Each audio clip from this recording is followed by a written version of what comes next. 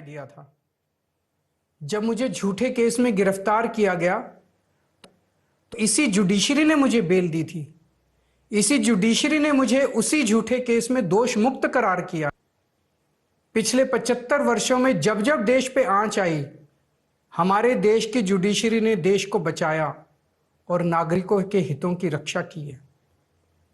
मैं जस्टिस स्वर्णकांता जी का भी बहुत सम्मान करता हूं।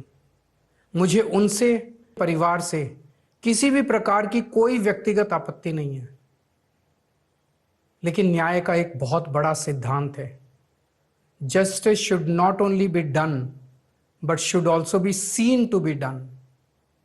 इसलिए मैंने जस्टिस स्वर्णकांता शर्मा जी से पूरे सम्मान के साथ अनुरोध किया कि वो इस कन्फ्लिक्ट ऑफ इंटरेस्ट जैसे कारणों की वजह से इस केस से खुद को अलग कर लें। लेकिन उन्होंने मेरी दलीलें खारिज कर दी और फैसला दिया कि वो स्वयं ही ये केस सुनेंगी। आज मेरे सामने सबसे आसान रास्ता है कि मैं उनका आदेश मान लूं और एक बड़ा वकील खड़ा करके उनके सामने अपना केस लड़ूं। पर यह मुद्दा अब सिर्फ मेरे केस का नहीं है, बल्कि आम लोगों के न्याय प्रणाली पर भरोसे का है। ऐसी दुविधा के मौके पे बापू ने हमें सत्याग्रह दिखाया। बापू ने कहा था कि जब भी किसी अन्याय का सामना करो तो उसका पहला कदम विरोध नहीं बल्कि बातचीत होना चाहिए।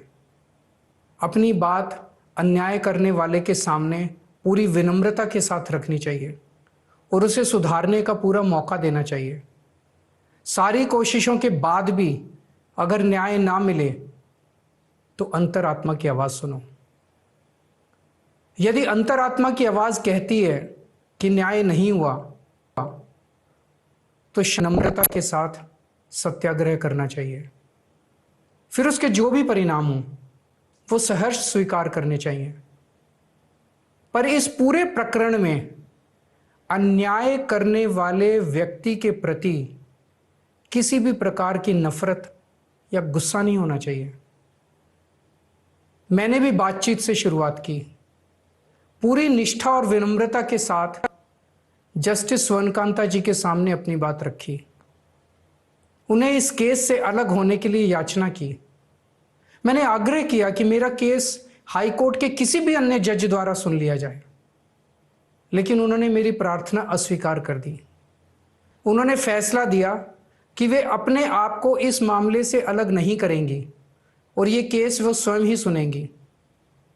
उनके दिए गए इस फैसले से मैं पूरी विनम्रता पूर्वक असहमत हूं। इस पूरे घटनाक्रम के बाद मेरी आशंका और गहरी हो गई है कि क्या उनके सामने मुझे न्याय मिलेगा। बापू के दिखाए रास्ते पर चलते हुए सत्याग्रह की भावना से अब मैंने फैसला किया है कि मैं इसमें जस्टिस स्वर्णकांता जी के कोर्ट में ना तो स्वयं पेश होऊंगा और ना ही मेरी तरफ से कोई वकील पैरवी करेगा।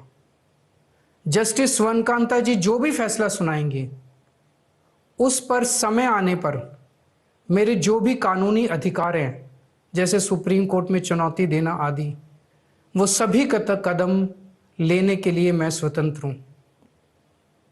ये बात आज मैंने एक पत्र लिखकर जस्टिस स्वर्णकांता जी को भी सूचित कर दिया है। मेरा जस्टिस स्वर्णकांता प्रकार का व्यक्तिगत विरोध नहीं है।